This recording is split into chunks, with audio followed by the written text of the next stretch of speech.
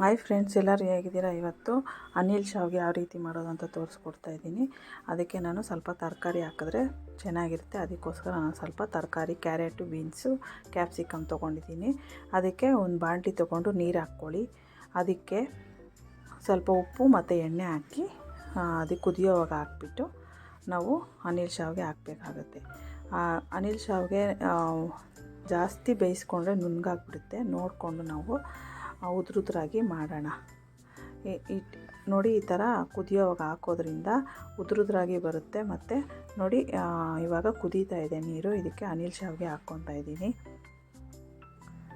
ನೋಡಿ, ಈ ಥರ ಸ್ವಲ್ಪ ಕುದಿ ಬರಲಿ, ಒಂದು 2 ನಿಮಿಷ, 3 ನಿಮಿಷ, 5 ನಿಮಿಷ ಆದರೆ ಜಾಸ್ತಿ ಆಗಿಬಿಡುತ್ತೆ ಫ್ರೆಂಡ್ಸ್. ನೋಡ್ಕೊಬೇಕು ನಾವು ಬೆಂದಿದೆಯಾ ಇಲ್ವಾ ಅಂತ ಮುಟ್ಟಿ ನೋಡಿದಾಗ ನಮಗೆ ಗೊತ್ತಾಗುತ್ತೆ. ಈ ಥರ ಚೆನ್ನಾಗಿ ಇದರಲ್ಲಿ ಕುದಿಸ್ಕೊಳ್ಳಿ. ಒಂದು 2 3 ನಿಮಿಷಕ್ಕೆ ಇದು ರೆಡಿ ಆಗುತ್ತೆ ಫ್ರೆಂಡ್ಸ್. ಇದನ್ನು ಒಂದು ಪಾತ್ರೆಗೆ ಸೋದಿಸ್ಕೊಂಡು ಇಟ್ಕೊಬೇಕು ನಾವು. ಈ ಥರ ನೋಡಿ, ನೋಡ್ತಾ ಇರಬೇಕು, ಹಂಗೆ ಬಿಟ್ಬಿಡಬಾರ್ದು, ಇಲ್ಲಾಂದರೆ ನುಣ್ಣಗಾಗ್ಬಿಡುತ್ತೆ, ಚೆನ್ನಾಗಿರಲ್ಲ, ಪೇಸ್ಟ್ ಥರ ಆಗಿಬಿಡುತ್ತೆ. ಅದಕ್ಕೆ ನಾವು ಸ್ವಲ್ಪ ನೋಡಿಕೊಂಡು ಸ್ವಲ್ಪ ಬೆಂದಿದ ತಕ್ಷಣ ಮುಟ್ಟಿ ನೋಡಿದ್ರೆ ನಮ್ಗೆ ಗೊತ್ತಾಗುತ್ತೆ ಬೆಂದಿದೆ ಅಂತ. ಅದಕ್ಕೆ ನಾವು ಉಪ್ಪು ಹಾಕಿರ್ತೀವಲ್ಲ ಫ್ರೆಂಡ್ಸ್, ಒಗ್ಗರಣೆಗೆ ನಾವು ಉಪ್ಪು ನೋಡ್ಕೊಂಡು ಹಾಕ್ಕೊಬೇಕು. ಈ ಥರ ಇದು ಚೆನ್ನಾಗಿ ಕುದಿಸ್ಕೊಂಡು ಇದಕ್ಕೆ ಸೋದಿಸ್ಕೊಂಡು ಇಟ್ಕೊಳ್ಳೋಣ. ನೋಡಿ, ಇದರಲ್ಲಿ ಹಾಕ್ಕೊಂಡು ಪಾತ್ರೆಗೆ ಸೋದಿಸಿದ್ಮೇಲೆ ತಣ್ಣೀರು ಹಾಕ್ಬಿಟ್ಟು ಇದು ಮಾಡ್ಕೊಬೇಕಾಗುತ್ತೆ. ಇದಕ್ಕೆ ಮೇಲಿಂದ ಸ್ವಲ್ಪ ತಣ್ಣೀರು ಹಾಕಿದ್ರೆ ಉದುರಾಗಿ ಹಂಗೆ ಇರುತ್ತೆ. ಅದಕ್ಕೋಸ್ಕರ ಈ ಥರ ನಾವು ಮೇಲಿಂದ ಸ್ವಲ್ಪ ತಣ್ಣೀರು ಇರಬೇಕಾಗುತ್ತೆ. ಇದು ಹಿಂಗೆ ಸೋದಿಸ್ಕೊಂಡ್ಮೇಲೆ ಇದಕ್ಕೆ ನಾವು ಈ ಥರ ಮೇಲಿಂದ ತಣ್ಣೀರು ಹಾಕಿದ್ರೆ ಉದುರಾಗಿ ಬರುತ್ತೆ. ಇದಕ್ಕೆ ನಾನು ಹಸಿ ಬಟಾಣಿ ತೊಗೊಂಡ್ರೆ ಇನ್ನೂ ಚೆನ್ನಾಗಿತ್ತು. ನಾನು ಇರಲಿಲ್ಲ ಫ್ರೆಂಡ್ಸ್, ಅದಕ್ಕೆ ನಾನು ಕ್ಯಾಪ್ಸಿಕಮ್ಮು, ಹಸಿಮೆಣ್ಸಿನ್ಕಾಯಿ, ಕೊತ್ತಂಬರಿ, ಈರುಳ್ಳಿ ಎಲ್ಲ ಹಾಕಿದ್ರೆ ಚೆನ್ನಾಗಿರಲ್ಲ. ಈ ಥರ ಮಾಡಿ ಟೇಸ್ಟು ಸೂಪರಾಗಿರುತ್ತೆ. ಅದಕ್ಕೆ ನಾನು ಕಡಲೆಬೇಳೆ ಎಲ್ಲ ರೆಡಿ ಮಾಡಿ ಇಟ್ಕೊಂಡಿದ್ದೀನಿ. ಒಂದು ಬಾಣಲಿ ಇಟ್ಬಿಟ್ಟು ಅದಕ್ಕೆ ಸ್ವಲ್ಪ ಎಣ್ಣೆ ಹಾಕೊಳ್ಳಿ. ನೋಡಿ ಯಾವ ಥರ ಇದು ಉದುರಾಗಿ ಬಂದಿದೆ ಅಂತ. ನೋಡಿ ಫ್ರೆಂಡ್ಸ್, ಈ ಥರ ಪ್ರೆಸ್ ಮಾಡಿದ್ರೆ ಚೆನ್ನಾಗಿ ಈ ಥರ ಪ್ರೆಸ್ ಆಗಬೇಕು. ಇದು ಬೆಂದಿದೆ ಅಂತ ನೋಡಿ. ಇದಕ್ಕೆಲ್ಲ ನಾನು ರೆಡಿ ಮಾಡಿ ಇಟ್ಕೊಂಡಿದ್ದೀನಿ. ಇದಕ್ಕೆ ಬಾಣಲಿಗೆ ಸ್ವಲ್ಪ ಎಣ್ಣೆ ಹಾಕ್ಕೊಳ್ಳಿ. ನಾವು ಈರುಳ್ಳಿ ಎಲ್ಲ ಹಾಕಿದ್ರೆ ಟೇಸ್ಟು ಚೆನ್ನಾಗಿರಲ್ಲ ಫ್ರೆಂಡ್ಸ್. ನಾವು ಬೇಕಾದ್ರೂ ತರಕಾರಿ ಹಾಕ್ತೀರ, ಲೈಟಾಗಿ ಬೇಕಾದ್ರೂ ಮಾಡ್ಕೊಬೋದು. ನೀವು ತರಕಾರಿ ಹಾಕಿದ್ರೆ ಮಕ್ಕಳು ಇಷ್ಟಪಟ್ಟು ತಿಂತಾರೆ, ದೊಡ್ಡವರು ತಿನ್ಬೋದು. ಲಂಚ್ ಬಾಕ್ಸ್ಗೂ ಕೊಡ್ಬೋದು ನಾನು ಸಾಸಿವೆ ಹಾಕ್ಬಿಟ್ಟು ಕಡಲೆಬೇಳೆ, ಉದ್ದಿನಬೇಳೆ ಮತ್ತು ಕಡಲೆಬೀಜ ಹಾಕಿದ್ದೀನಿ. ನೀವು ಬೇಕಾದರೆ ಹಸಿ ಬಟಾಣಿ ಹಾಕಿ ತುಂಬ ಚೆನ್ನಾಗಿರುತ್ತೆ.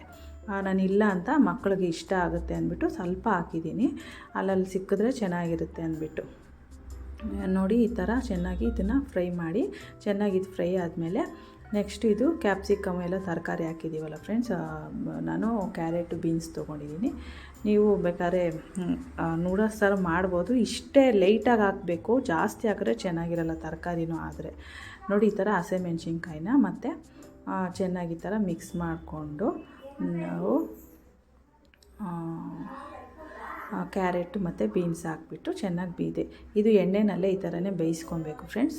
ಸ್ವಲ್ಪ ಸಾಫ್ಟ್ ಆದರೆ ಸಾಕು, ಸ್ವಲ್ಪ ಕ್ರಂಚಿಯಾಗಿ ಸಾನ ಬೇಯೋದೇನು ಬೇಕಾಗಿಲ್ಲ.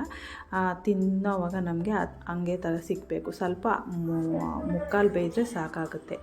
ಇದಕ್ಕೆ ಸ್ವಲ್ಪ ಉಪ್ಪು ಹಾಕ್ಕೊಂಡು ಚೆನ್ನಾಗಿ ಬೇಯಿಸ್ಕೊಳ್ಳೋಣ. ಒಂದು 5 ನಿಮಿಷ ಆಗುತ್ತೆ ಫ್ರೆಂಡ್ಸ್. 5 10 ನಿಮಿಷ ಬೇಗ ಆಗಿಬಿಡುತ್ತೆ.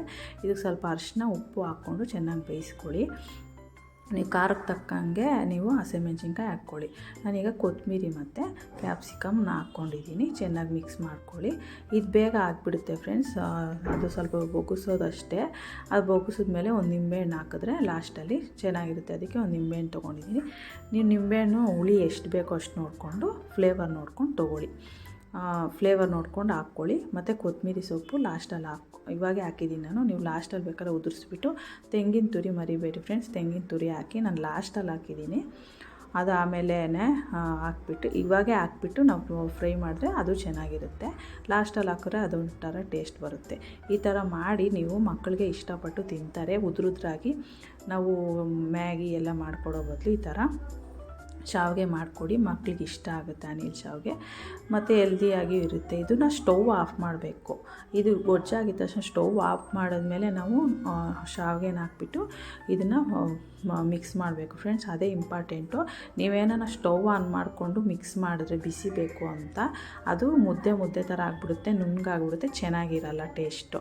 ಈ ಥರ ಉದುರುದ್ರಾಗೆ ಇರಬೇಕು ಅಂದರೆ ನೀವು ಬಾಣಲಿ ಇರೋವಾಗಲೇ ಇದನ್ನು ಚೆನ್ನಾಗಿ ಮಿಕ್ಸ್ ಮಾಡಿ ಈ ಥರ ಮಿಕ್ಸ್ ಮಾಡಿಬಿಟ್ಟು ನಿಂಬೆಹಣ್ಣು ಹಾಕಿ ಮಿಕ್ಸ್ ಮಾಡ್ಕೊಳ್ಳಿ. ಬೇಕಾದ್ರೆ ಟೇಸ್ಟು ಉಪ್ಪು ನೋಡಿಕೊಂಡು ಮೇಲಿಂದ ಉದುರಿಸ್ಕೊಂಡು ಚೆನ್ನಾಗಿ ಮಿಕ್ಸ್ ಮಾಡಬೇಕಾಗುತ್ತೆ. ನಾವು ಶಾವಿಗೆಗೆ ಫಸ್ಟೇ ಹಾಕಿರ್ತೀವಲ್ಲ ನೀರಿಗೆ ಬೇಯೋವಾಗ, ಅದಕ್ಕೆ ನೀವು ನೋಡಿಕೊಂಡು ಗೊಜ್ಜಿಗೆ ಹಾಕ್ಕೊಳ್ಳಿ. ಹಾಕ್ಕೊಂಡ್ಮೇಲೂ ನಿಮ್ಗೆ ಸಾಲಿಲ್ಲ ಅಂದರೆ ಮೇಲಿಂದ ಉದುರಿಸ್ಕೊಬೋದು ನೀವು. ಅದಕ್ಕೋಸ್ಕರ ನಾನು ಹೇಳ್ತಾ ಇರೋದು, ನೋಡ್ಕೊಂಡು ಹಾಕ್ಕೊಳ್ಳಿ. ಉಪ್ಪು ರೋಸ್ ಆಗಿಬಿಡುತ್ತೆ, ನೋಡ್ಕೊಂಬಿಡಿ ಫಸ್ಟೇ. ನೋಡಿ, ಈಗ ನಿಂಬೆಹಣ್ಣು ಹಾಕ್ಕೊತಾ ಇದ್ದೀನಿ. ಒಂದು ನಿಂಬೆಹಣ್ಣು ಫುಲ್ ಹಾಕಿದ್ದೆ ನಾನು ಒಂದು ಪ್ಯಾಕೆಟಲ್ಲಿ ಒಂಚೂರು ಖಾಲಿ ಆಗಿತ್ತು ಅಷ್ಟೇ. ಇನ್ನೆಲ್ಲನೂ ಮಾಡಿದ್ದೆ ಲಂಚ್ ಬ್ರೇಕ್ಗೆ ಮತ್ತು ಈ ಥರ ಟಿಫನ್ಗೆ ಮಾಡಿದ್ದೆ ಫ್ರೆಂಡ್ಸ್.